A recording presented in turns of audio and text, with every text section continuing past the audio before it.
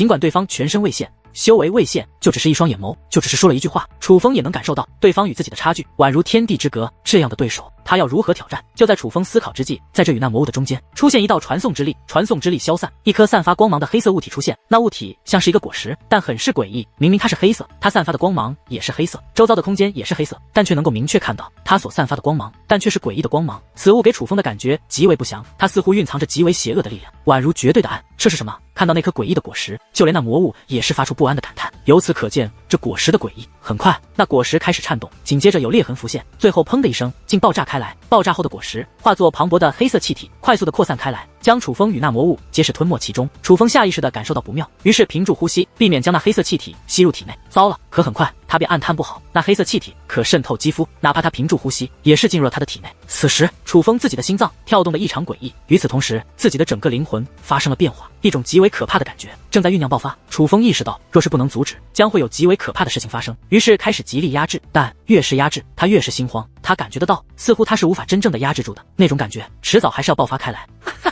可就在楚风紧张之际，那魔物却是发出震动天地的狂笑，是那黑色气体也进入了他的体内。见多识广的他已经知道那黑色气体的作用，原来是这样，压制善性，释放魔性，是这小鬼与本尊对决的方式吗？一个区区人族小鬼来与本魔尊比魔性，亏你们想得出来啊！那自称魔尊的存在，笑声不止猖狂，更多的变为嘲讽。比拼魔性吗？原来如此。而刚好他的这番话让楚风明白了这对决的方式，于是楚风不再压制自己，而是顺其自然。下一刻，天地之间变得异常安静，而那狂笑的魔尊也是立刻收起笑声，看向楚风。此时楚风立于虚空之上，闭着眼睛，没了一点动静。可魔尊却察觉到了不对，一双血红且巨大的魔眼紧紧地凝视着楚风。这小鬼，难道说……猛然间，他察觉到了不对，于是乎，磅礴的杀意肆虐而出，向楚风冲击而去。那不仅是杀意，还有他的魔性，曾毁灭无数世界，手上沾染无数生灵之魔物的魔性。这魔性之强，若是正常人，只要被侵蚀，便足以被吓得疯癫，甚至死亡。而这滔天魔性，眼下正在不断冲击楚风。在滔天魔性的冲击下，楚风衣衫猎猎作响，长发也是被在狂魔乱舞。可是他的身躯却没有一丝颤抖。面对如此魔性，面对如此杀意，楚风竟没有一丝胆怯。小鬼，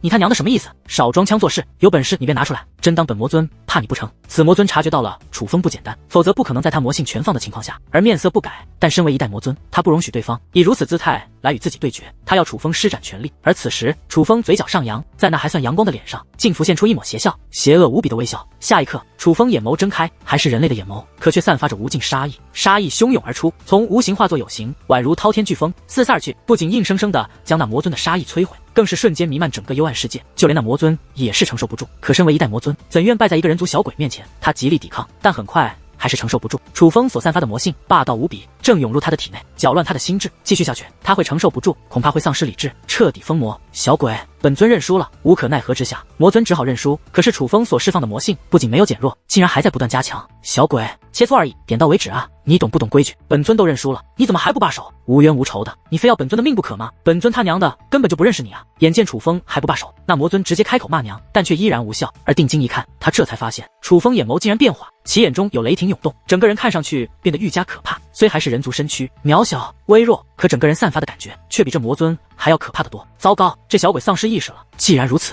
可就休怪本尊不守规则。见此情形，魔尊为了保住自己，便准备释放武力来控制住楚风，但他发现自己的武力竟然无法释放，其修为被封锁了，是修罗魔塔的力量封锁住了他的修为。喂，别这样搞啊！这小鬼丧失意识了，这样下去，本魔尊会走火入魔，会疯掉的。魔尊大声呼喊，似是想得到这修罗魔塔主人的回应，可却没有得到任何回应，这让魔尊有些慌了。只是魔性入侵，他倒是不会死，可若真的疯癫或走火入魔，那将是行尸走肉，活着又有何意义？可就在此时，阵阵裂痕之音开始不断传来，修罗魔塔竟承受不住他的魔性。这小鬼，他真的是人吗？此时，连那魔尊的声音竟也充满难以置信。在他看来，能有如此魔性的存在，绝对不可能是一个人族小鬼。人怎会有如此魔性？起初是震惊，但很快他的情绪变了。若是楚风的魔性真的如此可怕，连这修罗魔塔都承受不住的话，那么对他而言可就是一件好事了。只要他能在修罗魔塔破碎之后还能安然无恙，他便可以脱困。只要摆脱修罗魔塔的封印，他将恢复真正的力量，那时他将无人可挡。所以魔尊不再担忧，反而嘴角扬起一抹庆幸，开始希望楚风这强大的魔性持续下去。但与此同时，在修罗魔塔之外，那冰霜女子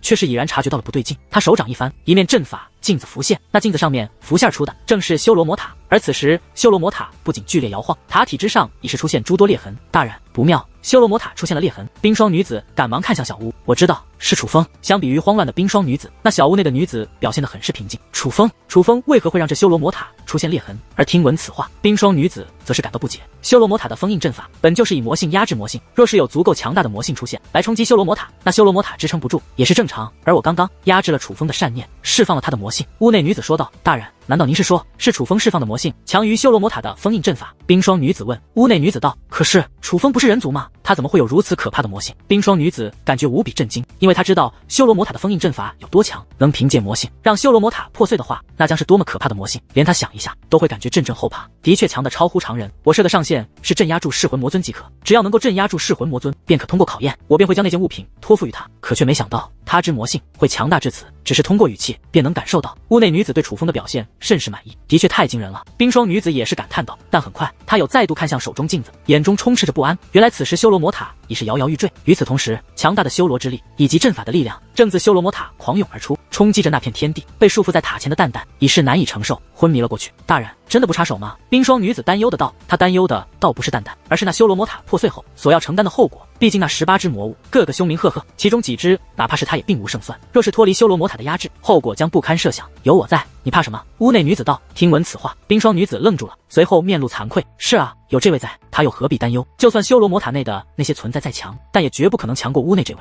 忽然，滔天巨响响彻整个世界，哪怕距离修罗魔塔距离较远，可这山崖也是剧烈的颤动起来，是修罗魔塔彻底碎裂。这一刻，滔天的黑色气焰已是冲天起，瞬息之间便充斥了这方天地。而与此同时，18只庞然大物也是纷纷现身，它们形态各异，有的似人，有的是兽，但无一例外皆是魔性滔天，双眼血红，体积更是巨大无比。最可怕的是，他们的身躯竟仍在不断增大，因为此时身躯并非他们本来的面目，被修罗魔塔困了太久，他们的力量以及真正的身躯也都需要时间恢复。此时阵阵怒吼不断传来，只是听到那声音都会令人闻风丧胆。这18只魔物个个凶神恶煞，一副天下无敌唯我独尊的样子。脱困之后，不仅发出刺耳的咆哮来宣泄不满，更是释放出滔天的杀意。那杀意也是瞬息之间便弥漫整个空间世界，强大的力量使得这空间世界都难以承受，甚至在这空间世界之外的人都感受到了那股可怕的杀意。这感觉，此时守在念青大人所踏入阵法外的霜雪突然脸色大变，他虽在另外一个空间世界，可还是察觉到了那可怕的杀意。他努力寻找，想要找寻根源，可却发现好像不是在这世界之内，而是世界之外。外面究竟发生了什么？可是当确定那杀意来自世界之外，他反而更加担心起来。他是担心外面的人，毕竟如今在里可是有着不少7届圣府的天才小辈，那杀意如此恐怖，连空间世界的阵法力量都难以阻挡。他真的担心他的妹妹以及7届圣府的小辈们是否还能安然无恙。但相比于他在那异象压制之下的双羽以及7届圣府众人所感受的杀意，则是更加凶猛。天哪，这到底是怎么回事？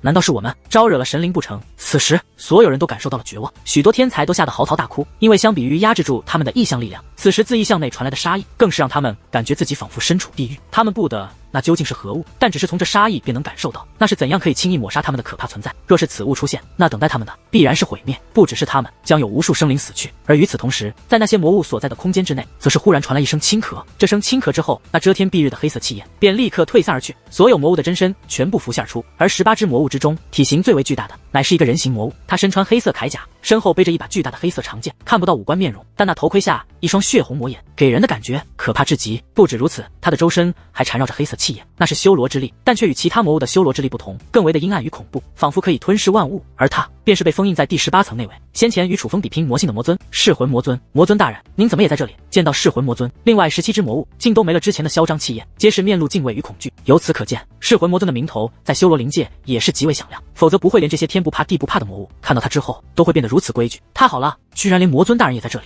魔尊大人，就由您来带领我们在这修武界大杀四方吧，让修武界这些愚蠢的家伙们知道我们修罗灵界的厉害。很快，那些魔物们变得异常兴奋起来，有噬魂魔尊带领他们的话，他们便觉得可以在这修武界为所欲为，怕是无人可挡了。可是噬魂魔尊却根本不理会那些的魔物，而是看向了前方的地面。见此情形，其他魔物也是将目光投了过去，这才发现在那里躺着一道渺小的人族身影，而此人正是楚风。在修罗魔塔破碎之后，楚风便不再释放魔性，恢复成了正常模样，只不过此时的他却已然昏迷。噬魂魔尊看着楚风，若有所思。很快，浑厚的声音再度响彻：“小鬼，若是可以，本魔尊倒是想多了解一下你的来头，但本魔尊的直觉告诉我，绝不能让你活着，便休怪本魔尊不讲道义了。”话到此处，噬魂魔尊眼中杀意涌现，下一刻，滔天的飓风自其体内释放而出，所过之处，万物尽毁，正直奔楚风而去。这股力量，莫说是楚风无法承受，连这空间世界都难以承受。他只是意念之间，便有本事将这空间世界都摧毁开来。这便是噬魂魔尊的力量。然而，这可怕的力量即将吞没楚风之际，竟然动弹不得，就好像楚风身前有着一道无形的墙拦下了一切。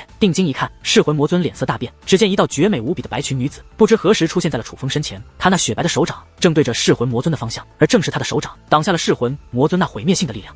你是谁？此时，噬魂魔尊没有说话，而其他魔物则是发出质问。他们也都察觉到了这名绝美女子的不简单。女子没有回答，而是大袖一挥，一道铁龙浮现，铁龙脱离其手掌，不断变大，最终化作贯穿天地之巨物，自己进去，莫要我出手。白裙女子道。听闻此话，那些魔尊都明白了，这是要再把他们抓起来啊！可是好不容易脱困，又岂能束手就擒？于是有2只魔物立刻转身，化作滔天气焰，向远处遁去。可只见那女子眼中寒意涌现，随后手指轻轻一勾，天空之上浮现巨大裂痕，紧接着2把黑色巨剑从天而降，如同钉子一般钉在了那2只逃脱的魔物身上，刺耳的惨叫也是随之响彻。大人，莫要动手，早知你也在，我可不敢有逃脱之心。而就在此时，噬魂魔尊竟笑盈盈的开口了，且此话说完，便立刻乖乖的钻进了那巨大的铁笼之中。见此一幕，其他魔物都傻眼了，竟能让大名鼎鼎的噬魂魔尊吓成这个模样，此人究竟是谁？忽然，滔天的灰尘自大地荡起，2道深不见底的沟壑浮现而出，而2尊魔物的惨叫则是戛然而止。是那黑色长剑自大地深处挥动，砍出2道沟壑之时，也将2只魔物斩除。只因动了逃跑念头，白裙女子便将其直接斩除。还有想逃的吗？白裙女子冷漠的目光扫向剩余魔物，哪怕她身躯如此之小，在巨大的魔物面前宛如尘埃一般，可却没有一个魔物敢正视她的目光。这些魔物不敢再有一丝犹豫，纷纷追随噬魂魔尊的脚步，踏入那牢笼之中。而女子则是手掌摊开，一座黑塔浮现，黑塔越来越大，最终化作滔天大阵，覆盖住了那牢笼。此塔乃是崭新的修罗魔塔，是要重新将剩下的魔物封印起来。大人，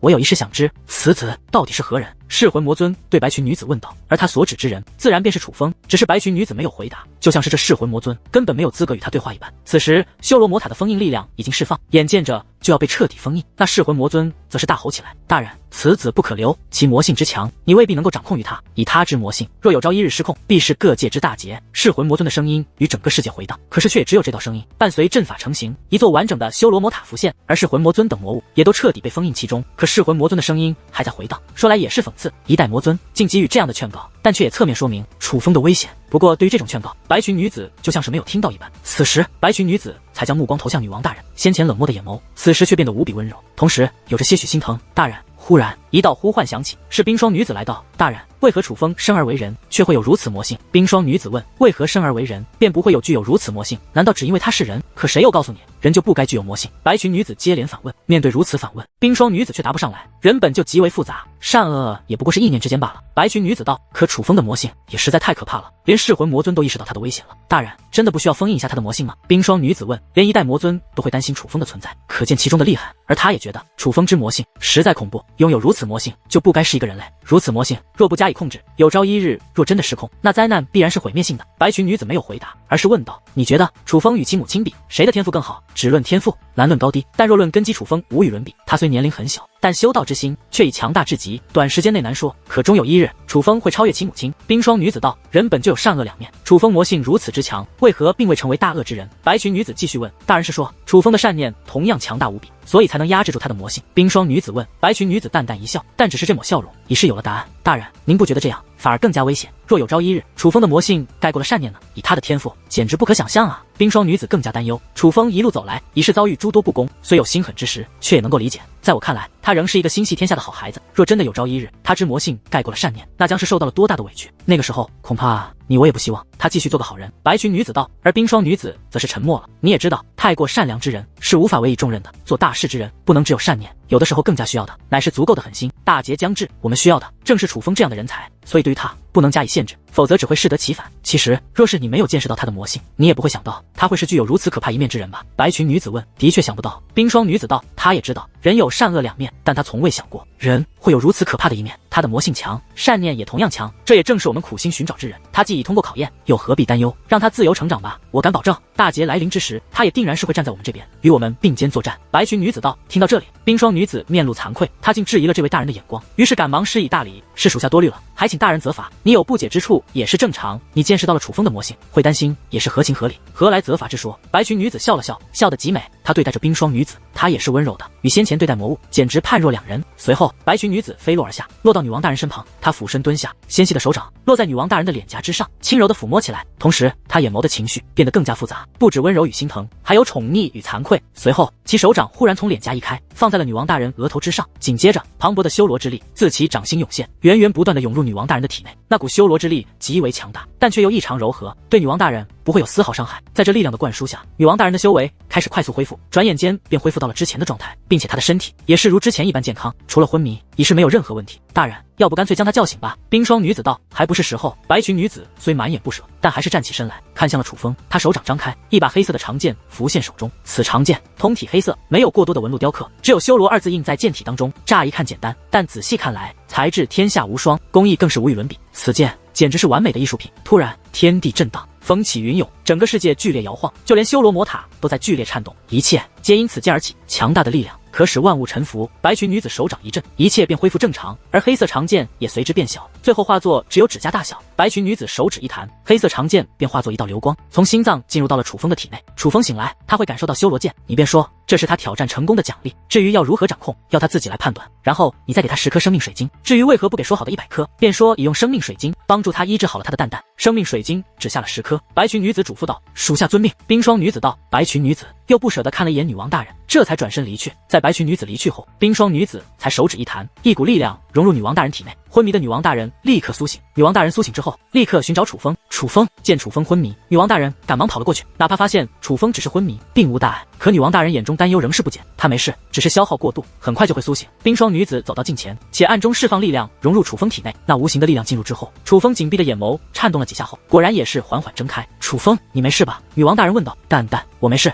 楚风第一反应便是安抚女王大人，但很快他神色大喜。蛋蛋，你恢复了。女王大人也是一愣，她苏醒后只顾着担心楚风了，并没有观察自己。而此时这一认真观察，她那精致的小脸上也是露出灿烂的笑容。我真的恢复了，并且什么？楚风问。不告诉你。女王大人调皮一笑，旋即看向冰霜女子，前辈，是您帮了我，不用谢我，要谢便谢楚风吧，是他帮你争取了恢复的机会。冰霜女子此话说完，手掌摊开，10颗生命水晶浮现，随后飘向楚风，医治你这戒灵的伤，用了90颗生命水晶，剩下的10颗也给你吧。冰霜女子道。多谢前辈。对于漂浮而来的生命水晶，楚风也并未拒绝，毕竟生命水晶如此珍贵，不要白不要。但很快楚风扫了一眼那修罗魔塔，问道：所以前辈，我是失败了还是成功了？楚风只知道他释放出了魔性，但很快便失去了意识。当他苏醒的时候，便是刚刚的一幕，所以楚风不知道他是否成功了。居然没感受到吗？若是如此，去你的戒灵空间看看便知道了。冰霜女子道。戒灵空间。楚风赶忙将意识投射到戒灵空间，这才发现戒灵空间内悬着一把黑色的长剑。可楚风还没来得及仔细看那把剑，当自己的意识投射进来之后，那黑色长剑便释放出磅礴的吸力，覆盖住了楚风。下一刻，楚风感觉自己的精神力开始无法自控的疯狂涌出，涌入那黑色长剑之中。那黑色长剑正在吞噬自己的精神力，眼见情况不妙，楚风赶忙将意识撤离戒灵空间。他发现只要自己的意识不在戒灵空间之内，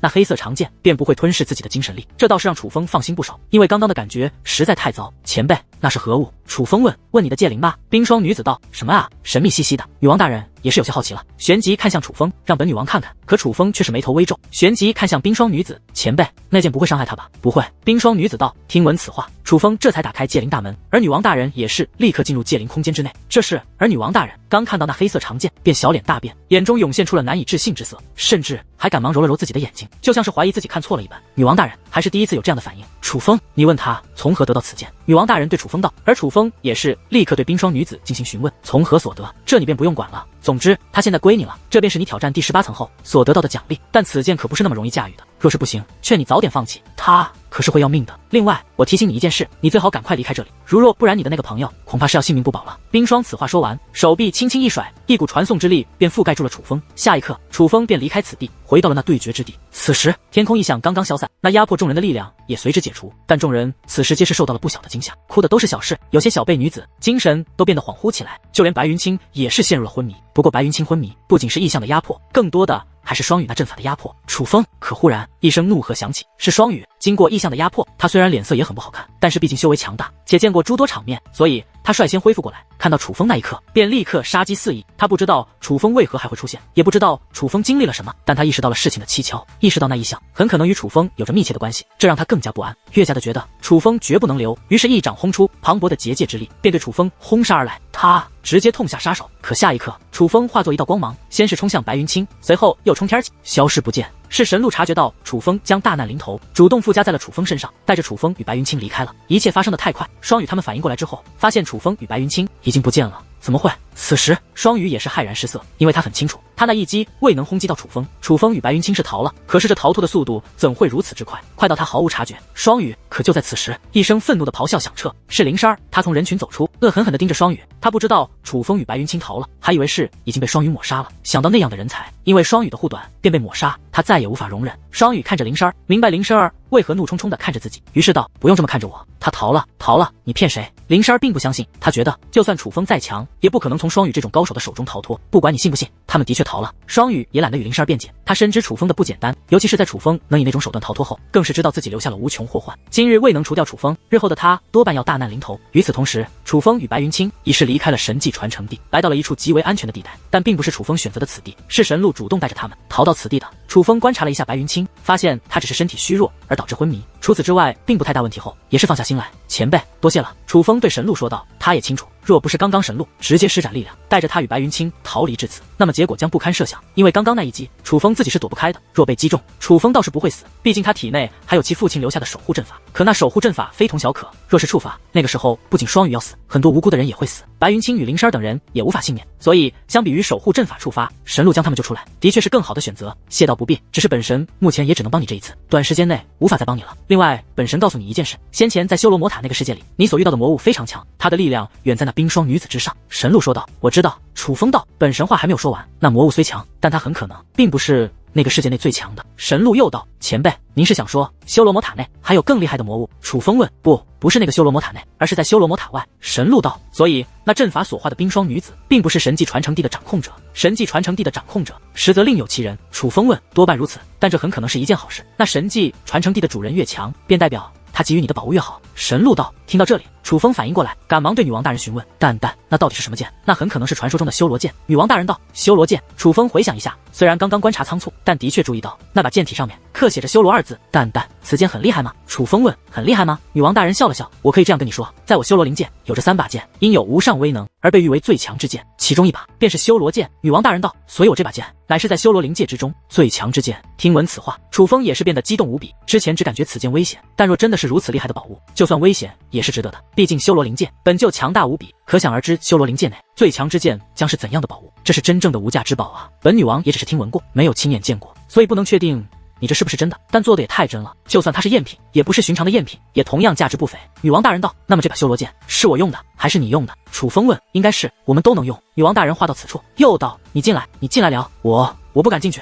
楚风道，不敢，为何？女王大人不解。楚风则是将意识投射到界灵空间之内，刚刚踏入，那修罗剑便再度释放出吞噬之力，开始吞噬楚风的精神力。楚风，你怎么了？突如其来的一幕也是将女王大人吓得不轻，赶忙释放出力量，想要帮助楚风脱困，可是他的力量根本无法阻挡那修罗剑释放的吸力。别担心，我没事。看着女王大人那紧张的模样，楚风则是微微一笑，旋即便将意识回到了本体。当他的意识离开界灵空间后，那修罗剑便恢复了正常，这让女王大人明白了楚风所说的话，所以这是你不能踏入界灵空间的原因。女王大人问，是啊，我也不知道怎么回事，只要踏入其中，那把剑便会吞噬我的精神力，而我根本无法反抗，但是好在只要我将意识抽离，便不会再被其吞噬精神力，不然我可能因精力耗尽而亡。楚风道，会不会是想认你为主？女王大人问，还能这么认主的吗？这也太残暴了吧。楚风无奈一笑，他觉得那可不像是认主的样子，我来试试。女王大人说话间便走到了修罗剑面前，伸出小手想要去握住修罗剑的剑柄，可手掌即将靠近修罗剑的时候，那修罗剑微微一颤，一股磅礴的修罗之力喷涌而出，修罗之力化作黑色飓风于界灵空间内旋转起来，强大的力道直接将女王大人掀飞开来。突然起来的一幕使得女王大人也是发出一声惨叫。淡淡，你怎么了？楚风察觉到不妙，也是顾不得太多，赶忙再度将意识投射到界灵空间，这才发现修罗剑释放出了极为恐怖的修罗飓风，正围绕着修罗剑旋转，而女王大人则躺在修罗空间的角落。楚风进入之后，那修罗剑收起修罗飓风，再度释放出吞噬之力，向楚风袭击而来，而楚风则顾不得那么多，径直向女王大人走去。虽然被强行吞噬精神力，楚风也是颇为痛苦，但是这种痛苦程度对常人而言可能是致命的，但于楚风而言却能够忍受，他仍是能够自由行走。楚风，我没事，你快出去。女王大人起身道。楚风起初不放心，因为那修罗飓风太恐怖了，若真是那修罗飓风将女王大人击退，那女王大人不可能没事，但仔细观察一番后，楚风发现女王大人竟然真的没事，这才将意识回归本体。那修罗剑吞噬的精神力非常凶猛，虽说楚风精神力浑厚，可也架不住他持续吞噬。短时间内他是能忍受，但长时间的话，楚风也会出现生命危险。因此，在没有搞清楚这修罗剑到底是怎么回事之前，楚风也还是不敢让他持续吞噬自己的精神力。蛋咋回事？楚风问。我感觉这修罗剑应该是只有你能使用，因为他不允许我靠近他，并且我能感受到他的意识。女王大人道。什么意识？楚风问。他骂我。女王大人道。骂你？怎么骂你了？我没听到啊。楚风道。他抗拒我，不就等于在告诉我不配吗？这不就是骂我？女王大人道。楚风竟无言以对。楚风，他吞噬你精神力的时候，你有特别的感受吗？可有察觉到其他信息？女王大人问。没有，只感觉要把我掏空。楚风道。那好奇怪，他到底意欲何为呢？女王大人认真打量修罗剑，很想搞清楚他的意图，但却什么也看不出来。蛋，你对这剑还了解多少？此剑具有什么威能或者特殊作用？楚风问。我不是太了解，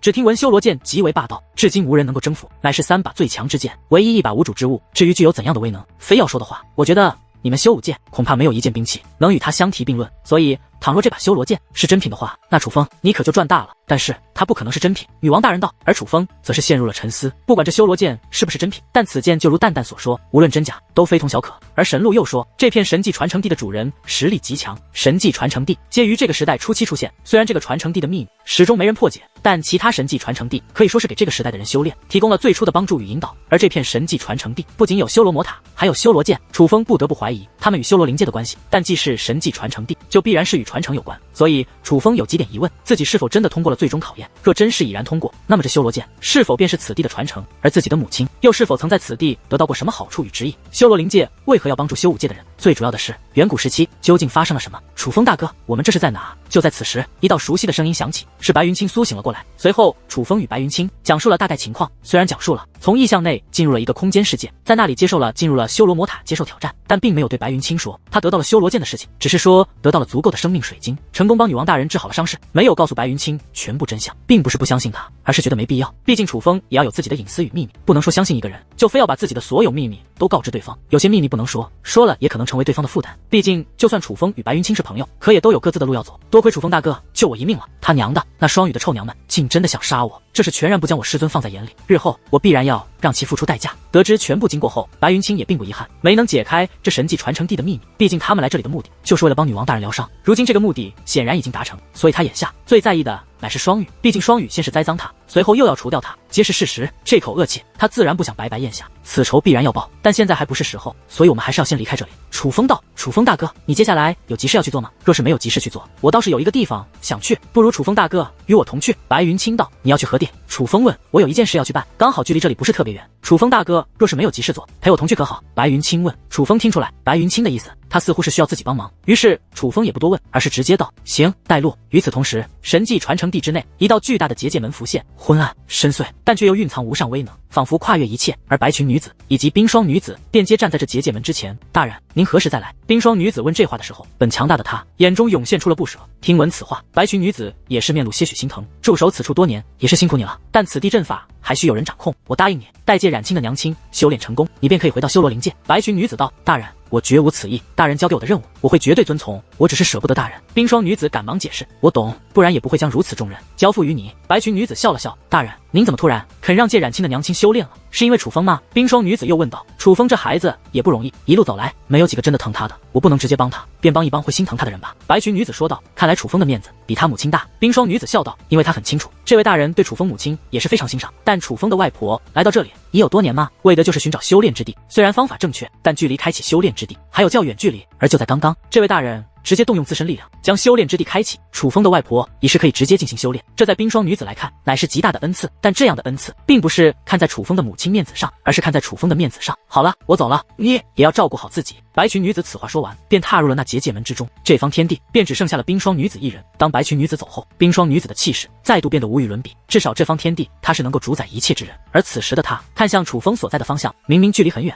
甚至楚风已经不在这个世界了，可她却仿佛仍能看到楚风一般。大人挑选那么多人都失败了，你是仅剩下的希望了。楚风，你可千万不要让大人失望。冰霜女子低声叹道。与此同时，霜雪所在空间世界也早已发生了巨大的变化。那阵法虽说依旧强大，但没有了之前的危险性，并且这空间世界已经开启，他们随时可以离开这里。终于，念青大人的身影从那阵法之中走出。念青大人，你也太厉害了！见状，霜雪赶忙上前，他还觉得这一切的变化都是因为念青大人不是我做的。念青大人道：不是你您做的。可是听闻此话，双雪满脸不解，明明是念青大人破的阵，又怎会不是念青大人所为？这阵法根本就不是我破的，而是自己解开的。念青大人道：自己解开的，这怎么可能呢？双雪更加糊涂了，不仅阵法解开，那修炼之地也出现了。念青大人道：修炼之地出现了，所以小姐说的是真的，这里真的有修炼之地。听闻此话，双雪则是变得狂喜。念青大人之所以来这里，按部就班的破解这阵法，正是因为介冉青曾说过，这里有着一座修炼之地。只是按照介冉青所说，绝非破解着一座阵法便可以进入那修炼之地，应该还有很多难关等待着才对。那修炼之地的确存在，就在这阵法之中，并且真如冉青所说，是对我而言会有极大帮助的修炼之地。只是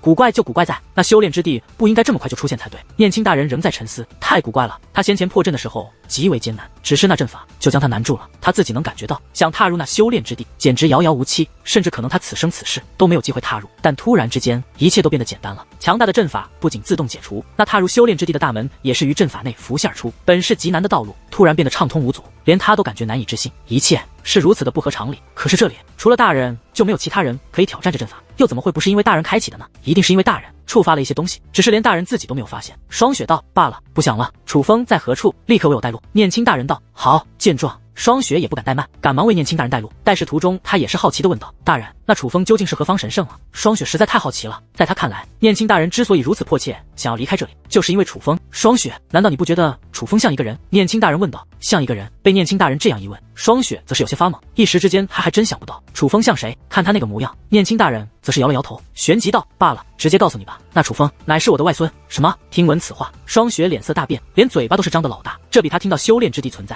还要更加的震惊。念青大人，难道您是说那楚风是小姐的孩子，是小少爷？双雪问。正是。念青大人道。可是小姐不是说小少爷已经死了吗？介冉青道。是啊，我之前也那样觉得，但我看到楚风那一刻便知道我的外孙没有死，他还活着。我也没想到冉青居然连我这个亲娘都骗。念青大人话到此处，脸上有着一抹复杂却又庆幸的笑容。他并不责怪介冉青欺骗他，因为在他看来，只要他的外孙还活着，便比一切都重要。大人，难道您之前就见过楚风吗？双雪问。念青大人明白双雪的意思，双雪是想问是不是念青大人已经验证过血缘关系，毕竟这种事情非同小可。于是他道：双雪，血缘东西是这个世界上最特别的、最奇妙的，我无需任何方法验证。我看到他的那一刻便知道，他一定是冉青的孩子，是我的外孙。此时双雪不再说话，他知道念青大人绝对不会对此事开玩笑，而他现在回想，也的确觉得楚风与介冉青非常的相像，之前没有向这个方向想过，现在仔细联想，只论长相，说楚风是介冉青的儿子，还真是没有任何问题。但与此同时，他也是有些莫名的心慌起来，他也不知为何，可总是有些害怕，就像是将有不好的事情发生一般。双雪本想寻找楚风，可却寻找不到，于是只得打探双羽所在位置。得知双羽以及众人都在变幻之地后，便立刻与念青大人前往了变幻之地。而此时的变幻之地仍是聚集着众人，双羽大人、介州以及林氏儿、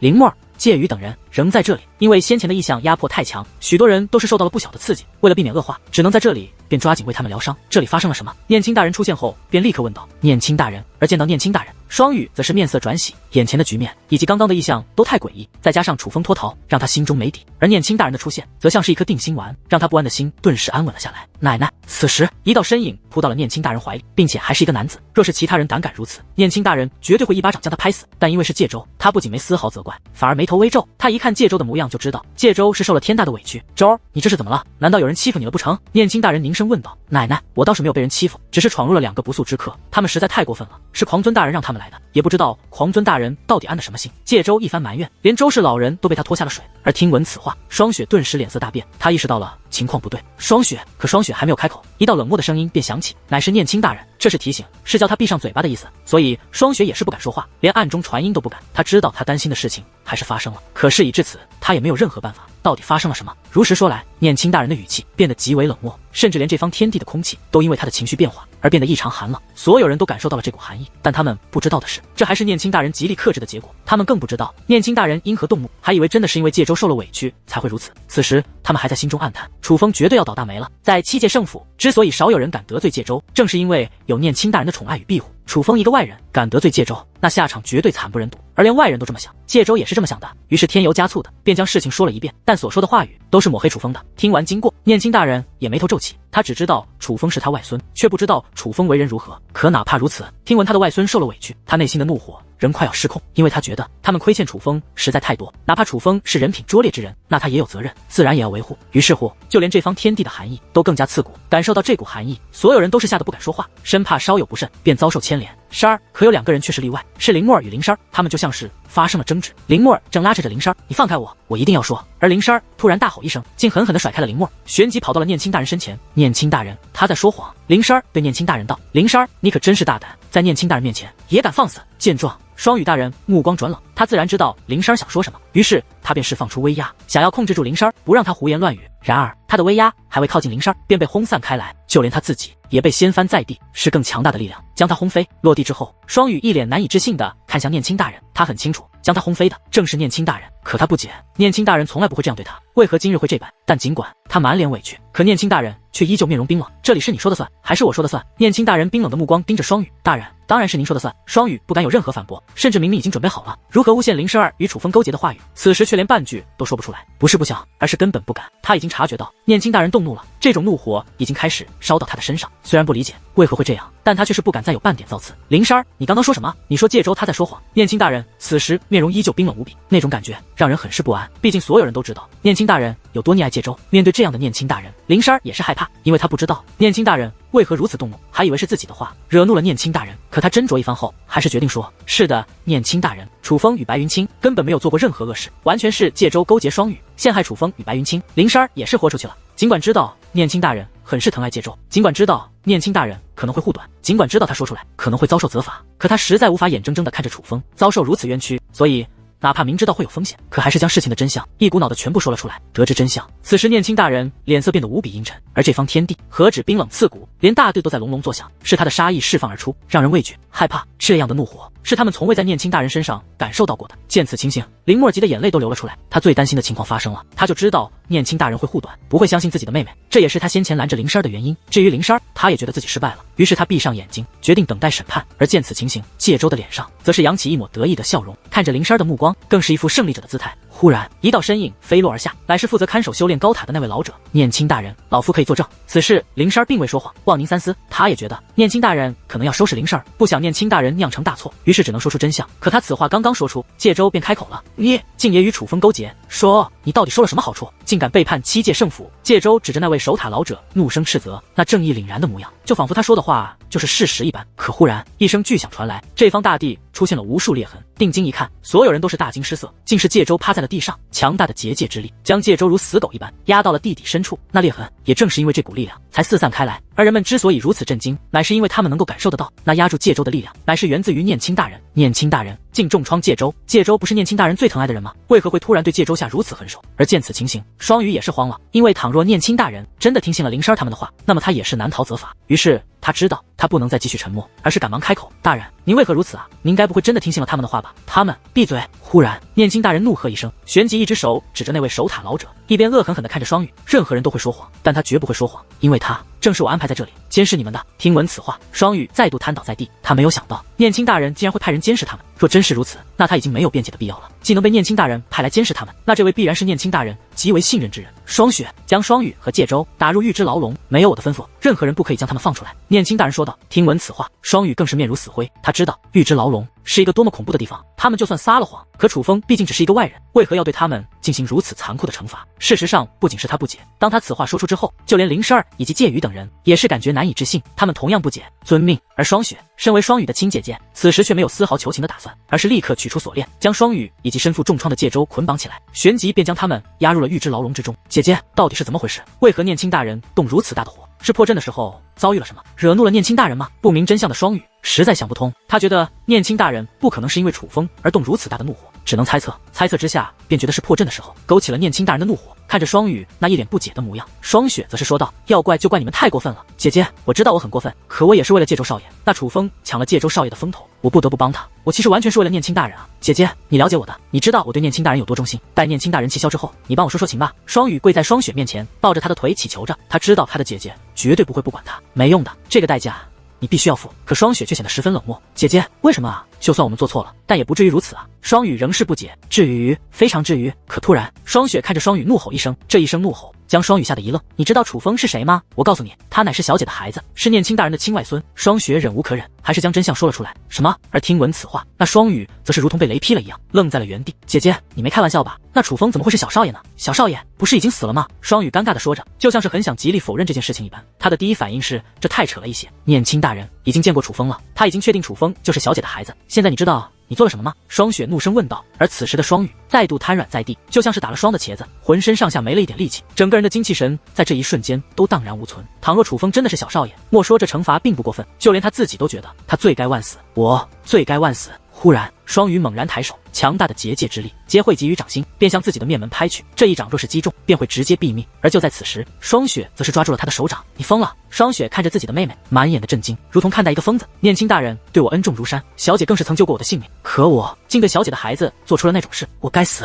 我罪该万死。姐，你让我死了吧，不然我心难安，活着反而更痛苦。双雨痛哭流涕，同时面露坚决，他不是装的，他是真的悔恨至极，是真的想要求死。你的确罪该万死，但你死解决不了任何问题。小少爷面临什么境地，你是知道的。先不说七界圣府知道他的身份是什么后果，只说现在他的天赋，他的行事风格，便注定就会招来各方势力的嫉妒，会视他为威胁。就比如你，不就是因为界州对他嫉妒，你才会联合界州坑害于他吗？双雨沉默，因为双雪的话句句属实，楚风没有招惹任何人，甚至他还在破解隐藏之地的时候救了七界圣府的人，也包括界州。可他锋芒太盛，势必会让他人黯淡无光，势必会遭来嫉妒，也势必引来了麻烦。这个世道便是如此，本就没有那么多好人，本就没有那么多知恩图报，人性之恶超乎想象。如果说你死在保护小少爷的时候，那你死值得；但你若是这样而死，那你死了也是白死。双雪对其道：对，姐姐，你说的对，求求你带我去见念青大人，让我去戴罪立功，就算死，我也要为守护小少爷而死。双雨跪在双雪面前，苦苦哀求：念青大人，知道你对他的忠心，正常来说，他也不会发这么大的火，还不是因为小少爷太特别了，他对小少爷有着深深的亏欠，也导致他丧失了理智。你现在还是在这里乖乖受罚，待得念青大人冷静下来，应该会给你戴罪立功的机会的。双雪说道：好，你我便再次受罚。双雨点头，既然如此，那我便开启阵法了。双雪此话说完，便退出牢房，随后开启阵法后便离开这里。而双雪刚刚离开，这巨大无比的牢房之内，便有无数道绿色的气焰浮现，它们时而气焰，时而人形，皆如索命的冤魂，龇牙咧嘴，挥动着利爪，便向双鱼以及界州冲了过来。此乃这玉之牢笼的阵法力量。双鱼早有准备，盘坐而下，咬紧牙关，任由那厉鬼攻来。可哪怕如此，当那利爪真的刺入身体，抓得他劈砍肉绽；当那獠牙真的狠咬住他，咬得身体血肉模糊，他还是疼得面容扭曲。而下一刻，一声更加惨烈的尖叫于牢房之内响起，乃是界州。他先前被念青大人重创，本已身负重伤，陷入昏迷，可在被这厉鬼阵法攻击之后，还是被疼痛惊醒。不因别的，只因这厉鬼阵法更加凶残，这就是专门折磨人的阵法。这也是为何连双羽这种人物听到他要被关入此地，也会被吓得瑟瑟发抖。这是什么？滚开！全都给我滚开！界州起初一脸懵逼，还释放结界之力去攻击那厉鬼，但却发现没有任何用处。别做无谓的挣扎了，这里是玉之牢笼。双羽的声音响起之后，界州才注意到双羽也在此地，只是厉鬼阵法太过强大，很快界州连说话的力气都没有了，只能无法自控地发出惨烈的哀嚎。不过这厉鬼阵法在攻击了片刻之后便消散了，直到此时界州才有力气爬起身来，虽然很艰难，但还是向双羽的方向爬去。尽管厉鬼阵法停止了攻击，可他知道厉鬼阵法就是如此，很快将会再度向他发动攻势。若不能离开这里，等待他的将是无尽的折磨，轻者疯癫，重者死去。双羽大人，我们为何会在此地啊？界州艰难地爬到双羽身旁，一脸委屈。为何？双羽则是冷然一笑，因为你得罪了楚风。楚风？就他？我不理解，为何奶奶她会因为楚风而动如此大的怒火？就算我错了，可楚风终究只是一个外人啊！界州更加不解，外人。听闻此话，双羽则是面露怒容，原本承受厉鬼阵法尽显虚弱的他，此时竟指着界州怒吼咆哮：你知道楚风是谁吗？他乃是念青大人的亲外孙，在他面前你才是外人。您在说什么呀？那楚风怎么可能会是奶奶的外孙？我奶奶她怎么可能会有外孙？听到这话，界州起初是一脸懵的，但很快他想到了一个可能，难道说那楚风是界染青大人的孩子？现在你知道你招惹了谁？双羽冷漠地看着界州，全然没有了之前的宠溺。而听闻此话，界州也是脸色苍白无比。他是聪明人，他知道念青大人为何如此疼爱他，就是钻了念青大人失去外孙的空子罢了。他知道他是一个替代品，而如今他竟坑害了念青大人的亲外孙，那他岂还能活？就算念青大人会放过他，但楚风的母亲界染青也绝对不会放过他。而界染青是何等人物？虽然他从未见过界染青大人，可却深知界染青的厉害。只要想一想得罪了那位，他便感觉背脊发寒。双羽大人，求求您一定要救救我！我不是故意的，我真不是故意的。我哪里知道那楚风是界染青大人的孩子啊？我倘若知道他是界染青大人的孩子，是念青大人的亲外孙，就算借我1万个胆子，我也不敢啊！界州抱住双羽大腿，苦苦哀求，他可不是装的，他是真的怕了。然而双羽却大袖一挥，直接将介州掀翻在地，冷漠无比。双羽之前对介州的感情是真的，但因为楚风，他对介州的感情不仅荡然无存，取而代之的乃是恶心与憎恨。不是对他的感情太薄弱，而是楚风太重要。我还有活的机会，但你只有死路一条。尤其是我已经将楚风的身份告诉你以后，你绝无活路可走。双羽道。而此时的介州也是面如死灰的瘫在地上，他知道双羽说的绝对不是胡扯，这乃是事实。此时他的脸上布满了无尽悔意，其实他也委屈，他是真的不知楚风的身份，若是知道他真的不敢。可人生就是如此，绝无后悔路可走，要么低调行事，要么就做好承担一切的准备。因为倘若有朝一日真的得罪了不该得罪的人，就注定要大难临头。神迹传承地边界处，念青大人步履维艰的向前走着，而在他的身旁则是跟着刚从玉之牢房走出没多久的双雪，他站在一旁与念青大人一同前行，同样的道路他什么事情都没有，而念青大人却是越走越吃力，豆大的汗珠如雨一般自其脸上落下，而双腿更是不住的颤抖。大人，要不算了。见此情形，双雪满面的担忧，忍不住劝阻，我一定要出去。可念青大人却非常倔强，不仅没有停留，而是继续向前走着。可突然他双腿一抖，随后便前倾倒去，幸亏有双雪在旁边一把将其搀扶住，否则必会直接摔倒在地。而将念青大人抱在怀中的他，双眼瞬间红润，他能感受到此时的念青大人有多虚弱，到底是怎么了？为何会这样啊？双雪无助地问着。刚刚他从玉之牢笼走出来之后，念青大人便将此地托付给他。至于念青大人之所以要离开，乃是打算去找楚风，他实在放心不下楚风，也迫不及待的想要真正的见到他的这位外孙。双雪知道念青大人担心楚风，毕竟乃是他的亲外孙，并且他们都知道，若是楚风的身份被七界圣府的人知晓，楚风将面临怎样的劫难，所以双雪没有任何劝阻，而是想送念青大人离开。可也就是这个时候，诡异的事情发生了，在这神迹传承地的边界处，出现了针对念青大人的阻力，越是靠近边界处，那阻力便越强。而同行的双雪则是什么事情都没有。双雪，你抱着我出去。躺在双雪怀中的念青大人发出虚弱的声音。大人双雪有些犹豫，他害怕强行抱着念青大人出去，会给念青大人造成不可逆的伤害。犹豫什么？若是楚风出现三长两短，我怎么对得起冉青？念青大人怒声道。见状，双雪虽很不情愿，可还是起身强行抱着念青大人前行。双雪抱着念青大人前行，倒是可以正常走，可他根本不敢快走，甚至每踏出一步都小心翼翼。他能感觉到，他越是前行，念青大人越是虚弱。你在纠结什么？快点走，直接带我出去，免得这阵法等一下将你也束缚于此。见此情形，念青大人愤怒地吼了起来。只是他太虚弱了，哪怕明明是吼的，是愤怒的，可声音却仍是非常的虚弱。大人，此时的双雪的泪水已是夺眶而出，他真的担心极了，他真的害怕这样下去，念青大人会死在这里。而念青大人则是用尽全身力气，抬起颤抖的手，一把抓住了双雪的衣襟。但这一次，念青大人没有再咆哮，而是同样用那红润的双眼看着双雪，虚弱的道：双雪，我此生最后悔的事，便是当初没有第一时间将冉青送走，我没有保护好她，是我的优柔寡断害了她。如今她的孩子竟然没死，是上天给了我弥补的机会，我无论如何都不能再让冉青的孩子出事。带我出去，快带我出去，让我去找冉青的孩子，去找我的外孙。大人，双雪不知如何回答。此时的他可谓两难，一方面不想念青大人出事，另一方面他也知道念青大人的心结，当年的事便是他的心结。倘若楚风真的出事，那念青大人更会自责不已，恐怕就算活着，也是活在痛苦之中，也会郁郁而终。双雪，带我出去，不要考虑代价，我求你了，求你带我出去。念青大人竟用祈求的语气：大人，您别这样，我带您出去便是。听到念青大人竟然对他说求字，双雪早已泣不成声。最终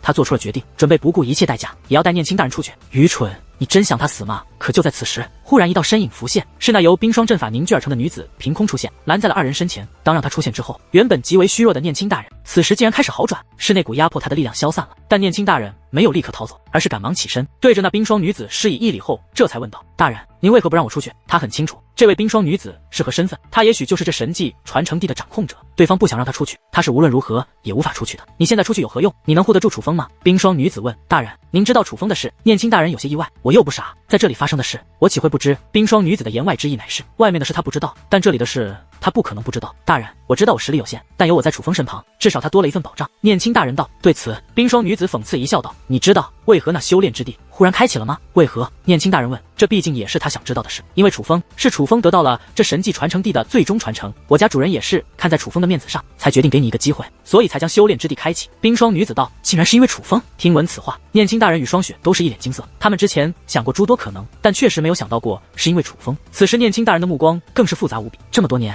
他从来没有给过楚风任何帮助，结果刚刚碰面却是收到了楚风给他带来的好处，并且是如此巨大的好处，这让本就觉得亏欠楚风的他内心更加的酸楚。那修炼之地已经根据你的血脉力量进行过改造，如今是只适合你一人修炼的地方，你之前应该能够感受得到那修炼之地对你会有多么大的帮助。若是现在你要走，我可以不拦着你，但我会关闭修炼之地，你此生将再无机会踏入那里。究竟是于此修炼，珍惜你外孙给你创造的机会，还是白白浪费掉这个别人梦寐以求的机会，却用你现在这一点不值一提的实力去保护他，你自己决定。冰霜女子道。听闻此话，念青大人也是有些犹豫，但很快他下定了决心道：大人，多谢您的提醒，我不会辜负楚风的心血，我会把握此次机会，这样才对。我可以给你一个提示，你这个外孙可不是一般人，他并不需要你的守护，反倒是你有机会便让自己变得强大一点吧，不然日后的你莫说保护不了他，只会成为他的累赘。话罢，冰霜女子便消散而去。可是霜雪却彻底愣住了，这番话透露出了非常利奥的信息，而这个信息内容着实将他惊吓到了。念青大人都会成为累赘，那将代表着什么？念青大人，刚刚那位大人好像是说小少爷已经得到了这神迹传承地的传承。霜雪道：不是好像，而是事实，我这个外孙做到了连他母亲都做不到的事，看来这个小家伙很有可能是青出于蓝了呀。念青大人此时的脸上洋溢起了一抹笑容，那是意外的惊喜与骄傲。只是这一件事，他便已经知道了他这位外孙的不简单。而此时，霜雪的脸上也是露出了一抹笑容，他也在因此而感到高兴。虽不得具体经过，但他也是意识到了楚风的厉害，甚至楚风厉害到了连念青大人都因他而得到了好处，这世界染青都未曾做到的事。霜雪，虽说我这个外孙的本事很大，但我还是放心不下，你带我去找他吧，若是找到，定要护他安然。念青大人又道：大人敬请放心，就算丢掉性命，我也绝不让小少爷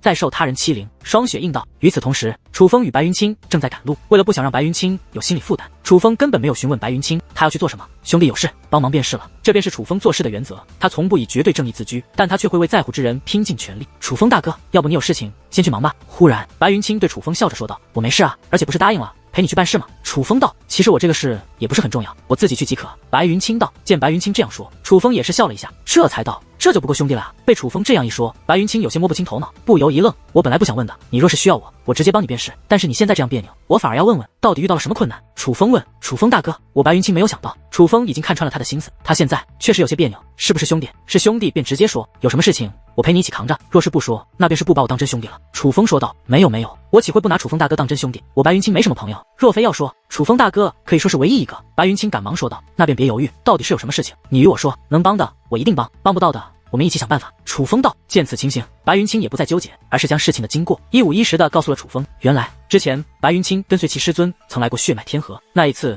是探索一座遗迹，但那遗迹很是凶险，白云清不仅负伤，更是与其师尊被迫分开。听到这里，楚风还以为白云清是要带着他去探索他无法探索的遗迹，可白云清突然话锋一转，对楚风问道：楚风大哥，你相信一见钟情吗？我不相信一见钟情，但我相信见色起意。楚风道。白云清一时语塞，竟不知该说什么。哈哈。见状，楚风哈哈一笑，这才道：见色起意也好，才华折服也罢，又或兴趣相投，其实都是吸引彼此的一个点，所以我并不觉得见色起意不好，相反，我觉得见色起意很好，毕竟天下好看之人如此多，又不是每个人都能让人心动，对吧？对，好看的人很多，能让我如此心动的只有一个。白云清点头道。所以你突然提到这个，莫非是你与你师尊分开后遇到了一见钟情的人了？楚风问。对的，楚风大哥，是遇到了。白云清连连点头。原来白云清与其师尊分开后，在寻找其师尊的路上遇到了一个姑娘，白云清对其一见钟情，于是开始死缠烂打，想要结识一下。不过这个姑娘是个性格冷漠之人，对白云清的死缠烂打更是十分反感，连话都不愿与他说上一句。于是白云清只能暗中跟随，后面不仅寻得了这位姑娘住处，还得知了这位姑娘叫做礼物。经过观察，白云清发现礼物姑娘没有家人，独自生活在一片远古丛林之中，但礼物姑娘天赋极好，甚至不在她之下。不过因为礼物姑娘性格冷漠，且初次见面她留下的印象也是不好之缘故，白云清始终没有露面，而是在暗中跟随礼物姑娘，直到一次礼物姑娘外出历练，遇到了远古凶兽，那只远古凶兽实力极强，礼物姑娘根本不敌。实际上哪怕是当时的白云清也并无绝对胜算，可这乃是千载难逢的好机会，于是白云清果断出手，选择英雄救美。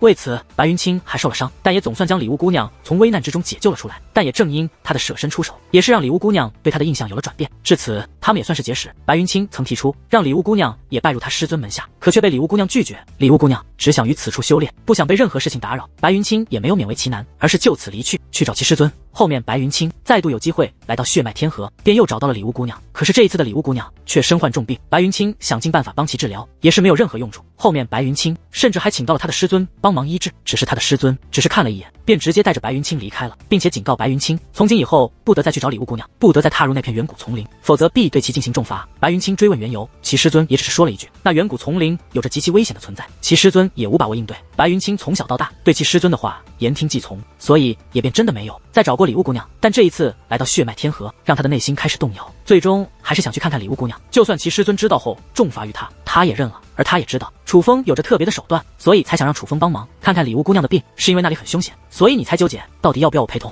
楚风问：是，我师尊不会骗我。他说那里凶险，便一定很是凶险。其实不用我师尊说，我之前也隐约感觉到那远古丛林不对劲，并且礼物姑娘的病也很古怪。总之确实挺危险的。楚风大哥，我喜欢礼物姑娘，这本就是我自己的事。我想了一下，不该将你牵连进来。白云清道，他还是犹豫，害怕楚风遭受危险。别婆婆妈妈的了，我只问你，是不是真的喜欢礼物姑娘？楚风问：是，真的喜欢。别看我平时嘴贱，但我从小到大只喜欢过礼物姑娘一个人。白云清道，那你还磨叽什么？直接带路。弟妹生病，我这个当哥哥的也不该坐视不管。别纠结了，像个爷们，咱们现在要做的只有一件事，想尽一切办法，也要将你的心上人医治好。楚风道。见楚风如此，白云清也不再纠结，而是带着楚风继续赶路。赶路途中，楚风也曾多次进入界灵空间，想要搞清楚那把修罗剑到底怎么回事，但是每次楚风踏入其中，都是一样的结果，修罗剑疯狂吞噬楚风的精神力。除此之外，楚风感受不到其他的。总之，这修罗剑的存在也使得楚风无法长时间在界灵空间内待着。好在修罗剑只是针对楚风，并不会对女王大人和仍在闭关的雨莎造成伤害。经过一番赶路之后，楚风与白云清终于来到了那片远古丛林。这片远古丛林的第一个感觉便是大，非常的大，大到超乎想象。但除此之外，并没有察觉到其他不妥，哪怕用天眼来看，也看不到任何不妥之处。白云清轻车熟路，带着楚风来到了一座院落之中。院落不是很大，院中也只有一座房屋，但无论是围墙还是房屋，建筑风格都蛮独特的。这风格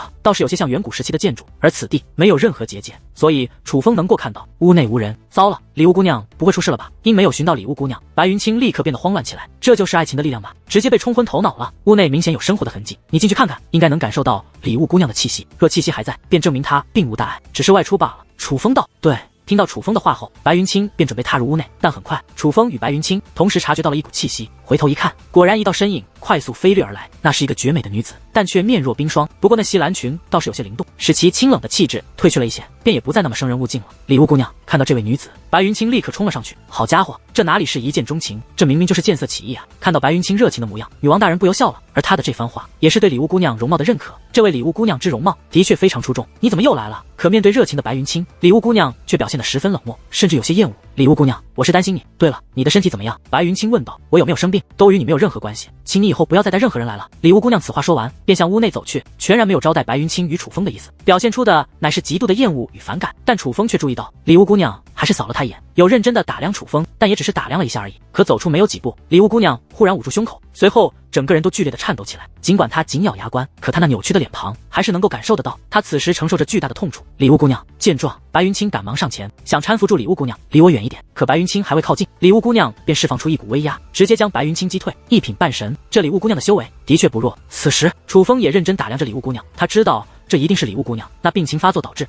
可是突然楚风神色大变，因为礼物姑娘不仅越发痛苦，她的身体也开始发生变化，竟长出了黑色的毛，而那黑色的毛楚风见过，